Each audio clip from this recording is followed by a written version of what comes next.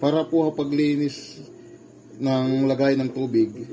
Ito yung pagtanggal pwede linisan. Halimbawa masyado nang marumi yung lagay ng tubig. Itanggalin lang ito. Yan, tanggalin yan. Ito, tanggalin to.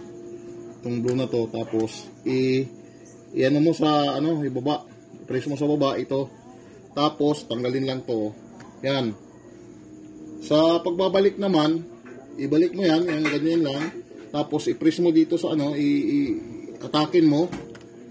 Kaya, pag umangat, i-ano mo yan. Para malak. Yan, Yun. Ganito rin. Pag ganito, itong water can na to, sakali itanggalin yung hose naman, ganun din.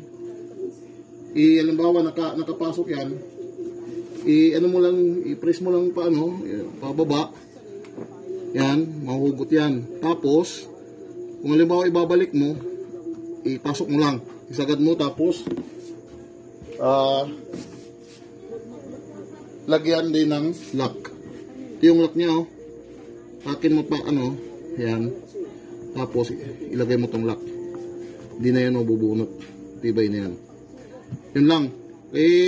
Ang purpose dyan, pag na na to, halimbawa, pag nakita mong madumi yan, kasi minsan parang yan ng puti, naanuhan ng dumi, para malinisan, ganun lang ang pagtanggal.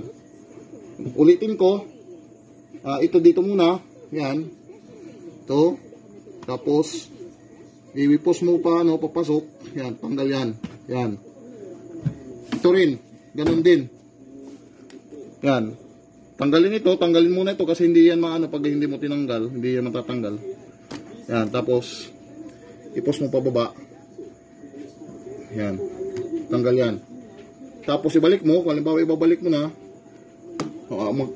katapos mo na linisan, balik mo, tapos atakin mo pataas, yung maliit na to, then pasok mo ito para malak siya. Yun, ibay na yan, yun lang.